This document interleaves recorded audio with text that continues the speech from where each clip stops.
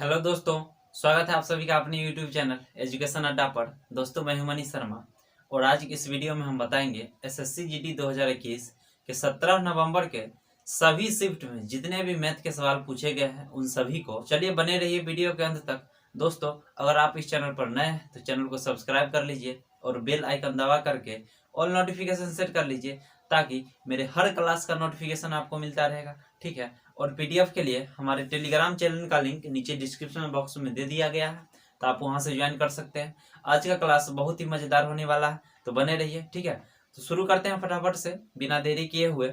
आज का पहला क्वेश्चन है 3, 8, 12 का चौथा समानुपात क्या है। बहुत ही अच्छा क्वेश्चन है। ठीक है, जब भी इस तरह का क्वेश्चन पूछा जाए तो सबसे पहले क्या करेंगे, सो देखिए 3, 8, 12 है तो 3 अनुपात 8 समानुपात 12 अनुपात। अब चौथा समानुपात पूछ रहा है क्या होगा, हम चौथा क्या मान लेते हैं, x मान लेते हैं। क्लियर है, जब इस फॉर्मेट में हो गया तो बाहर वाला को बाहर वाला के साथ गुना कर देंगे। ठीक है, और अंदर वाला को अंदर वाला के साथ गुना करेंगे। अब देखिए ये गुना हो जाएगा तो 3 गुना x बराबर 8 गुना 12। बात आ गया समझ में। 3 से भाग लगा देंगे तो ये 4 बार में कट जाएगा, यानी x बराबर कितना आ गया, 8 को 4 से गुना करेंगे 32। यही आपका आंसर हो गया। बात आ गया समझे, बहुत ही आसान सवाल था। पूछ रहा था 3, 8, 12 का चौथा समानुपात क्या होगा। तो जब भी इस प्रकार का सवाल पूछा जाए एग्जाम में तो 3 अनुपात 8 समानुपात 12 और चौथा का मान लिया है x। ठीक है, उसके बाद बाहर वाला को बाहर वाला के साथ गुना कर देंगे और अंदर वाला टर्म को अंदर वाला के साथ। तो 3 गुना x बराबर 8 गुना 12। यहाँ से x का वैल्यू कितना निकाल लिए, 32। यही आपका आंसर हो गया। क्लियर है, तो चलिए फटाक से बढ़ते हैं अगले सवाल पर। किसी वस्तु का अंकित मूल्य 9,000 रुपया है। इस पर 20% तथा 10% की क्रमागत छूट देकर वस्तु को कितने में बेचेगा। बहुत ही अच्छा सवाल है। ठीक है, और छूट जो होता है हमेशा अंकित मूल्य पर दिया जाता है। ठीक है, और देखिए सवाल में अंकित मूल्य कितना दिया हुआ है, 9,000 रुपया, यानी किसी सामान का अंकित मूल्य कितना है, 9,000 रुपया।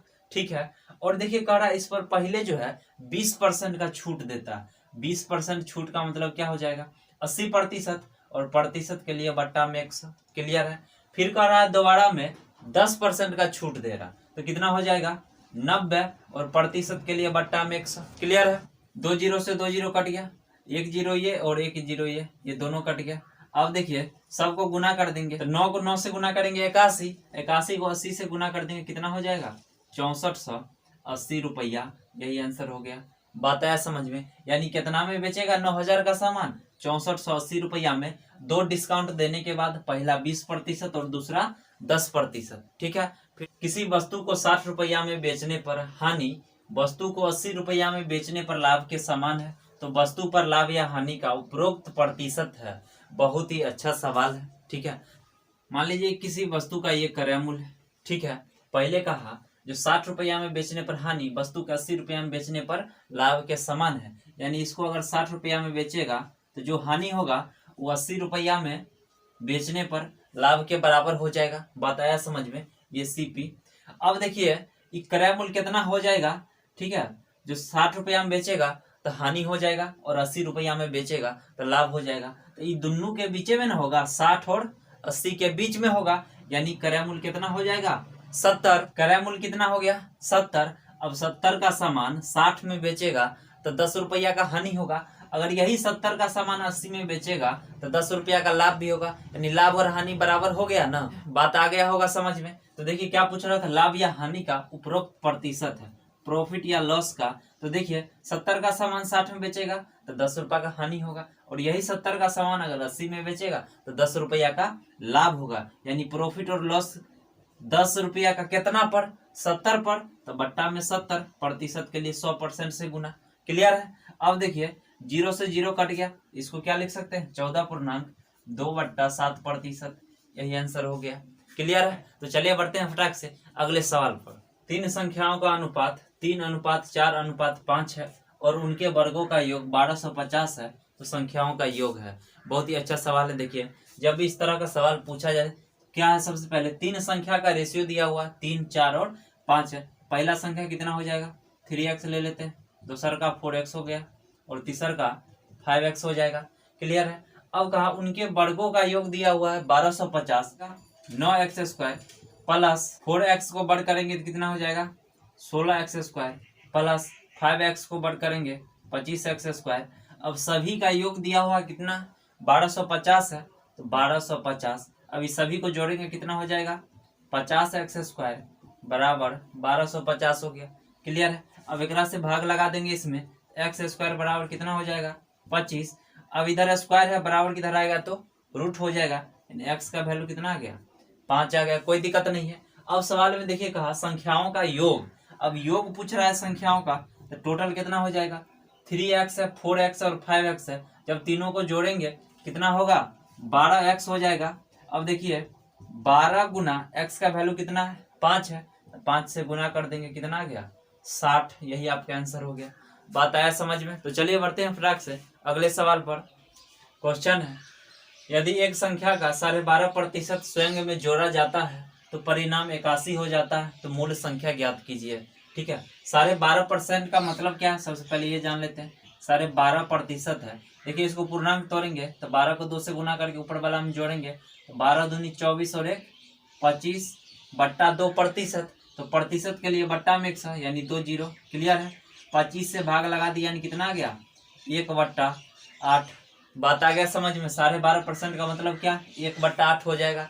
ठीक है। अब देखिए सवाल में क्या कहा स्वयं में जोड़ा जाए। ठीक है। जब भी इस तरह का सवाल पूछा जाए तो क्या करेंगे, जब भी स्वयं में जोड़ने की बात कहा जाए इसको ऊपर वाला में जोड़ देंगे। ठीक है।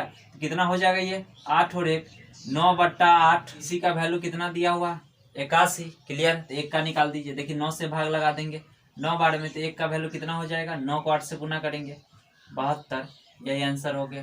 क्लियर है। इसको x मान कर भी बना सकते हैं। देखिए दूसरा एक संख्या का, तो हम संख्या ही x मान लेते हैं। 12.5% का मतलब क्या 1/8। संख्या का 12.5% यानी 1/8 स्वयं में जोड़ा जाए यानी संख्या में जोड़ने के लिए कह रहा है तो प्राप्त होता है 81। इसको जोड़ेंगे तो कितना हो जाएगा 9x/8 बराबर में 81। 9 से 1 कट गया 9 बार में, गुना कर देंगे तो x बराबर कितना आ गया 72। यही आंसर हो गया। यानी मूल संख्या x माने थे, x का 12.5% स्वयं में जोड़ा जाता है यानी उस संख्या में जोड़ दिए बराबर परिणाम 81 प्राप्त हो गया। यहाँ से x का वैल्यू निकालिए 72 और x ही माने थे ना मूल संख्या। यहाँ से भी ऐसे भी बना सकते हैं। क्लियर है। तो चलिए बढ़ते हैं फटाक से अगले सवाल पर। 20% और 10% की क्रमागत छूट किस एकल छूट के बराबर है। बहुत ही अच्छा सवाल है और बताया भी है। छूट हमेशा किस पर दिया जाता है अंकित मूल्य पर दिया जाता है। ठीक है। तो देखिए इसमें अंकित मूल्य 100 ले लेते हैं, अंकित मूल्य 100 रुपया ले लेते हैं, 100 ले लेते हैं। तो देखिए 20% का छूट देता है पहले। 20% छूट का मतलब क्या 80 और प्रतिशत के लिए बट्टा में 100। फिर 10% का तो गुना 90 और बट्टा में 100। क्लियर है। 2 जीरो से 2 जीरो कट गया, ये 2 जीरो से 2 जीरो गुना कर देंगे कितना होगा 72 यानी 100 का समान है। अंकित मूल्य 100 रुपया माने थे यानी 100 का समान 72 में देगा। तो छूट कितना का दिया 28 का, यानी 100 पर 28 का छूट 28% डिस्काउंट। यही आपका आंसर हो गया। 100 में से 72 घटा लेंगे।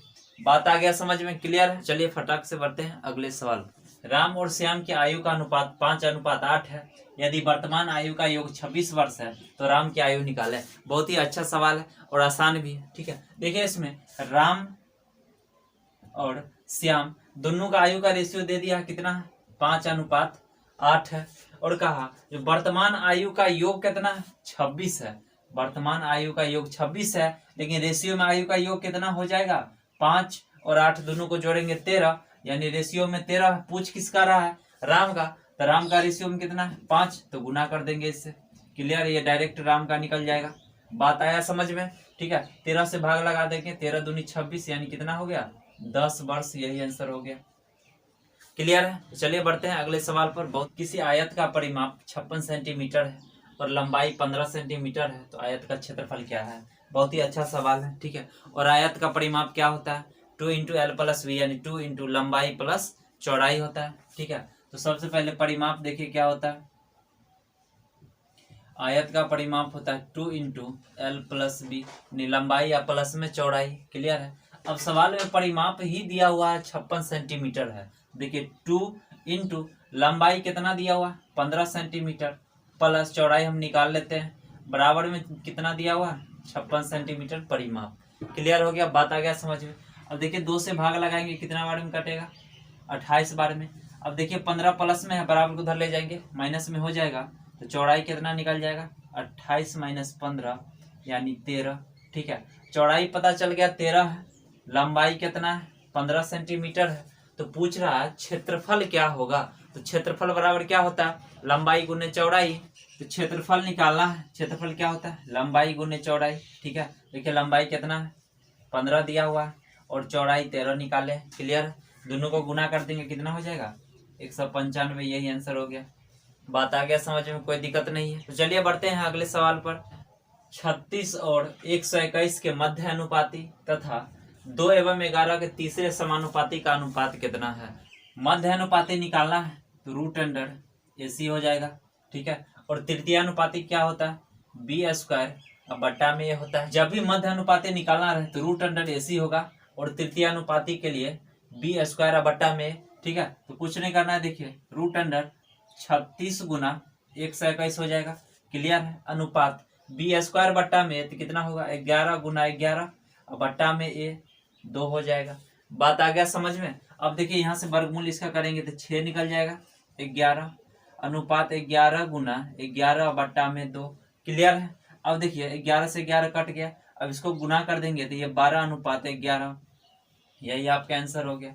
बात आ गया समझ में। रेशियो का पूरा डिटेल देखने के लिए आपको नीचे डिस्क्रिप्शन बॉक्स में लिंक मिल जाएगा सभी क्लास का, आप वहां से जा करके इसका पूरा मध्य अनुपाती, तृतीय अनुपाती, ये सब के बारे में पूरा देख सकते हैं। ठीक है, तो देखिए यहाँ से मध्य अनुपाती पूछ रहा था तो रूट अंडर AC होता है और तृतीय B² बट्टा में A होता है, तो रूट अंडर 36 गुने 121 कर दिए, अनुपात 11 गुने 11 बट्टा में 2, यहाँ से निकाल दिए कितना आ गया 12 अनुपात 11। क्लियर, बात आ गया होगा समझ में। तो चलिए बढ़ते हैं फटाक से अगले सवाल पर।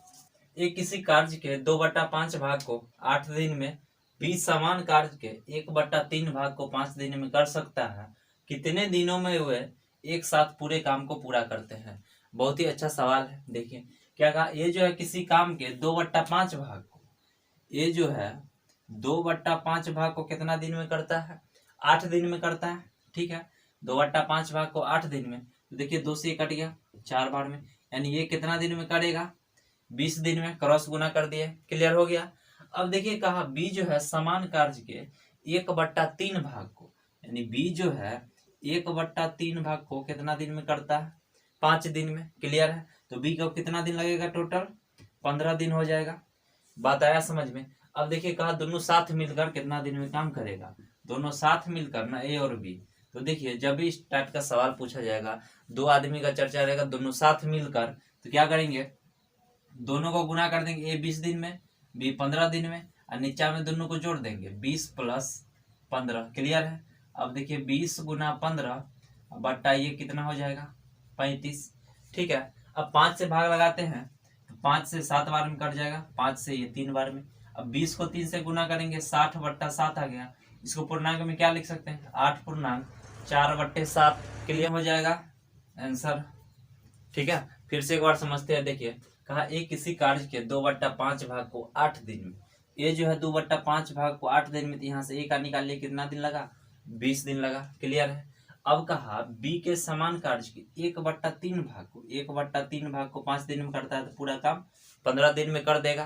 क्लियर है, अब कहा दोनों साथ मिलकर, तो दोनों साथ मिलकर निकालने के लिए A और B, तो देखिए 20 A 20 दिन में करता था, B 15 दिन में, तो दोनों को गुना कर दिए और नीचे में दोनों को जोड़ दिए, यहाँ से कितना गया 8 पूर्णांक 4/7 दिन। क्लियर है, बात आया समझ में। अगर आपको ऐसे भी इसको बना सकते हैं, देखिए A 20 दिन में करता है, एक दिन में कितना करेगा 1/20 करेगा, दिन का उल्टा पार्ट होता है और पार्ट का उल्टा दिन होता है। क्लियर है, देखिए दूसरा तरीका क्या है, A और B दोनों मिल करके A 20 दिन में करता है, एक दिन में कितना करेगा 1/20 करेगा, ये भाग हो गया। क्लियर है, प्लस अब देखिए B के 15 दिन में करता है, एक दिन में 1/15 करेगा। क्लियर है, देखिए दोनों का एलसीएम लेंगे 60 हो जाएगा। ठीक है, तो 20 से भाग लगाएंगे, 20 × 60, 15 × 4 = 60, यानी 7/60। ये भाग निकल गया और हमको दिन निकालना है, तो इसको पलट देंगे, यानी 7/7, तो इसको पूर्णांक में लिख सकते हैं 8 पूर्णांक 4/7 डेज। ऐसे भी इसको बना सकते हैं, कोई दिक्कत नहीं है। बात आ गया होगा समझ में। तो चलिए बढ़ते हैं फटाक से अगले सवाल। एक खिलौने का विक्रय मूल्य क्रय मूल्य का 23/20 गुना है, तो लाभ या हानि प्रतिशत निकालें। बहुत ही अच्छा सवाल है, ठीक है। देखिए इसमें क्या कहा, विक्रय मूल्य जो है क्रय मूल्य का 23/20 गुना है। किसका? क्रय मूल्य का 23/20। तो क्रय मूल्य कितना हो जाएगा, ये जो नीचे वाला भाग है यही हो जाएगा। क्लियर है? तो देखिए सीपी यानी क्रय मूल्य कितना हो जाएगा 20, और विक्रय मूल्य एसपी सेलिंग प्राइस कितना हो जाएगा 23 हो जाएगा। बात आया समझ में? देखिए कहा विक्रय मूल्य क्रय मूल्य का 23/20 गुना है। देखिए क्रय मूल्य 20 हो गया, इसका 23/20 करेंगे तो 23 हो जाएगा, यानी क्रय मूल्य 20 हो गया और विक्रय मूल्य 23 हो गया। बात आ गया समझ में? अब देखिए 20 का सामान 23 में बेच रहा है, प्रॉफिट होगा, लाभ होगा, कितना का लाभ होगा 3 का, कितना पर तो 20 पर, और प्रतिशत के लिए 100% से गुना। क्लियर है? 20 से भाग लगा देंगे 5 बार में, यानी कितना परसेंट आ गया 15% का क्या होगा प्रॉफिट हो जाएगा। बात आ गया होगा समझ में? तो चलिए बढ़ते हैं अगले सवाल पर। 6 का पावर 23 प्लस 6 का पावर 22 प्लस 6 का पावर 21 किससे विभाज्य है? बहुत ही अच्छा सवाल है, और इस टाइप के जब भी सवाल पूछा जाएगा तो सबसे पहले क्या करेंगे, इसमें देखेंगे किसका पावर कम है। ठीक है, जिसका पावर कम रहेगा उसको कॉमन ले लेंगे। तो देखिए इस समय सबसे पावर कम कहाँ है, 6 का पावर 21 है, यहाँ कॉमन ले लेते हैं 6 का पावर 21। क्लियर है? इसको कॉमन ले लेना है, और ये जो कॉमन लिए हैं, अब देखिए यहाँ पहला टर्म क्या, 6 का पावर 23 है, कॉमन वाला से ग्राम में भाग लगा देंगे, तो 6 का पावर 23 में 6 का पावर 21 से भाग लगाएंगे तो क्या होगा, पावर घट जाएगा, तो ये 6 का पावर कितना हो जाएगा 2 होगा। क्लियर है? अब देखिए प्लस यहाँ 6 का पावर 22 है, उसमें 6 का पावर 21 से भाग लगा देंगे, कितना बचेगा 6 का पावर 1 हो जाएगा। क्लियर है?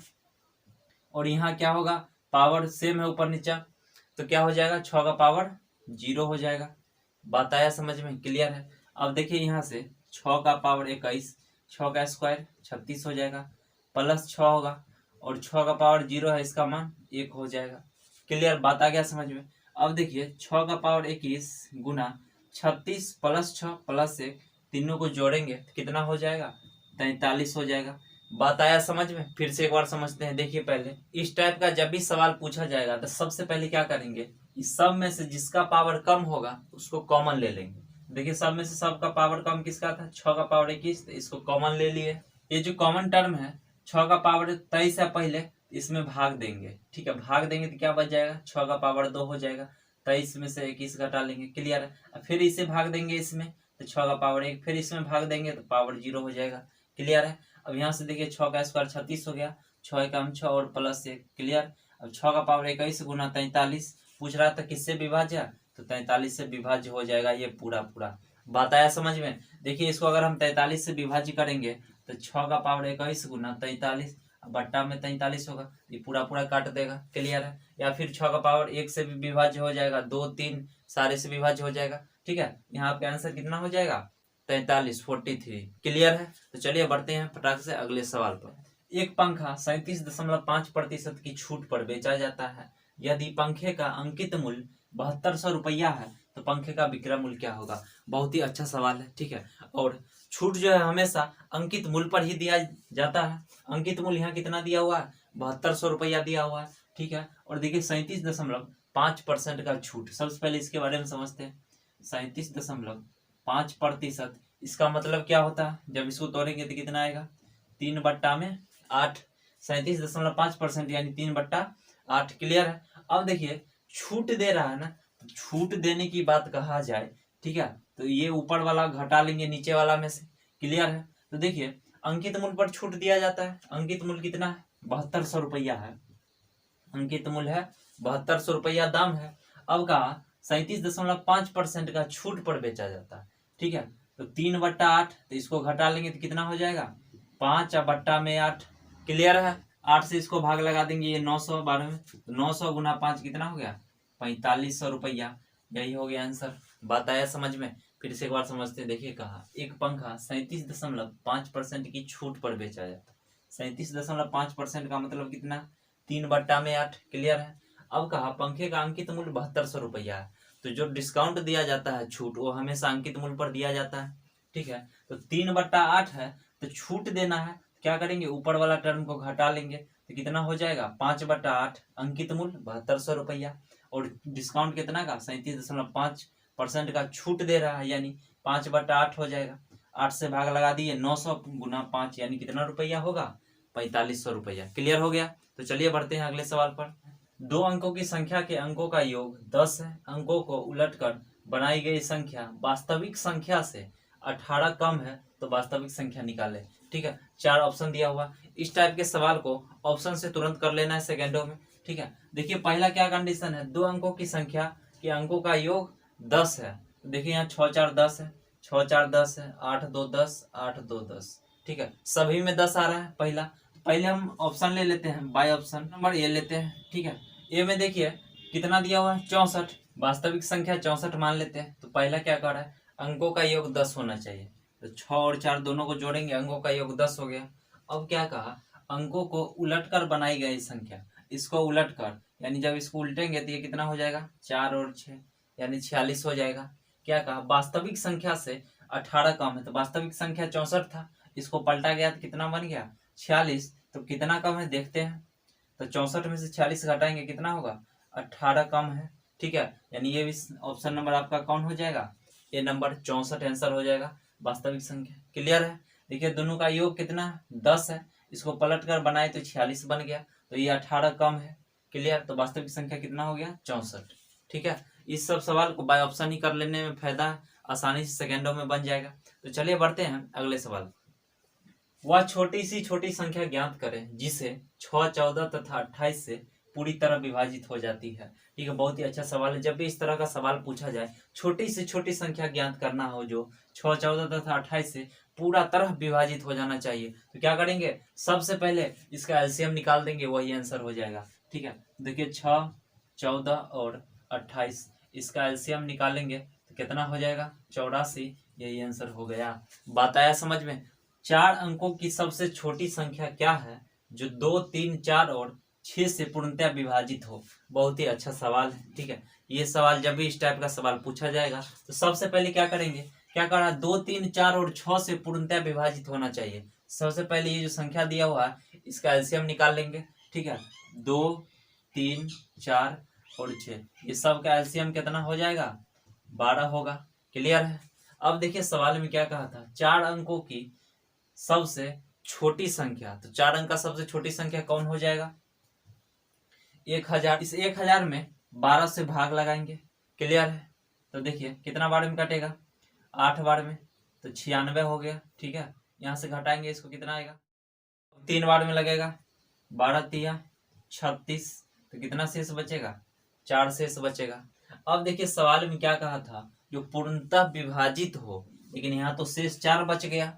ठीक है, अगर मान लीजिए यहाँ 12 अगर रहता तो पूरा पूरा भाग लग जाता, पूरा पूरा कट जाता। ठीक है, तो देखिए अगर हम इसमें 8 जोड़ देंगे तो पूरा पूरा कट जाएगा। क्लियर है, बात आ गया समझ में। तो क्या करेंगे, 1000 प्लस 8 यानी कितना हो गया, 1008। यही आपका आंसर हो गया। बात आया समझ में। अब ये कहिएगा इस 4 को घटा भी सकते हैं, 4 को जब घटाएंगे तो ये 3 अंक का संख्या बन जाएगा, 1000 में से घटाएंगे तो। क्लियर है, फिर से समझते हैं। देखिए 4 अंक का सबसे छोटी संख्या क्या है जो 2 3 4 और 6 से पूर्णतः विभाजित हो। तो सबसे पहला काम क्या करेंगे, ये जो संख्या दिया हुआ इसका एलसीएम निकालेंगे। ठीक है, एलसीएम निकाले कितना आ गया, 12। 4 अंक का सबसे छोटा संख्या कौन सा हो जाएगा, 1000 होगा। उसमें 12 से भाग लगाए पहले 8 बार में, 96, तो कितना शेष बचा, 4, उस पर एक 0 आ गया। फिर 3 बार में लगाए तो शेष यहाँ बच गया 4। तो कह रहा था पूर्णतः विभाजित हो जाना चाहिए। ठीक है, लेकिन यहाँ शेष 4 बच गया। अगर यहाँ 12 रहता तो पूरा पूरा घट जाता, या तो इस 4 को शेष फल को घटा लीजिए 1000 में से, तो 1000 में से 4 घटा लेंगे तो 3 अंक का संख्या बन जाएगा। ठीक है, तो बात हो गई गड़बड़। क्या करेंगे, इसमें देखिए 8 ऐड करेंगे, 8 और 4 12 होगा, तो ये पूरा पूरा भाग लगा देगा। तो बस 1000 में 8 जोड़ देना, कितना हो गया, 1008। क्लियर है। चलिए बढ़ते हैं अगले सवाल पर। क्वेश्चन में सिर्फ 2 संख्या का चर्चा किया गया। देखिए 137 और 133 है, 2 संख्या है। ठीक है, अब इस टाइप के सवाल को पूरा एकदम गुना जोड़ घटाव नहीं करना है। ठीक है, सबसे पहले देखिए क्या करेंगे, ये संख्या 137 है, यहाँ 133 है, इसको हम ए ले लेते हैं, इसको बी मान लेते हैं। क्लियर है। अब देखिए नीचे में क्या हो जाएगा, 137 गुना 137 गुना 137 है, 137 को ए माने हैं तो ये क्या हो जाएगा, ए क्यू माइनस कितना हो जाएगा, 133 गुना 133 गुना 133। 3 बार बी को गुना करेंगे तो ये हो गया बी क्यू। क्लियर है। अब देखिए ऊपर में इसको ए माने हैं तो 2 बार है गुना, तो ए स्क्वायर प्लस इसको बी माने थे तो ये बी स्क्वायर प्लस, अब देखिए यहाँ 18,221 है, ठीक है। तो देखिए 137 और 133 दोनों को गुना करेंगे तो 18,221 आएगा, दोनों को गुना करने पर, यानी ए और बी हो जाएगा, दोनों को गुना करेंगे तो इतना आ जाएगा। क्लियर। अब यहाँ से देखिए ए क्यू अब माइनस बी क्यू बराबर क्या होता पता होगा, A cube minus B cube बराबर होता A minus B into A square plus A B या प्लस बी स्क्वायर, यही होता है। क्लियर। तो देखिए नीचे क्या हो जाएगा, A minus B into A square plus B square plus A B, ठीक है। बीच में लिखिए चाहे साइड में लिख दीजिए, बात बराबर है। ऊपर क्या है, A square plus B square plus A B. अब देखिए ऊपर नीचे सेम था, कट गया दोनों, क्या बच गया, 1 ए माइनस बी।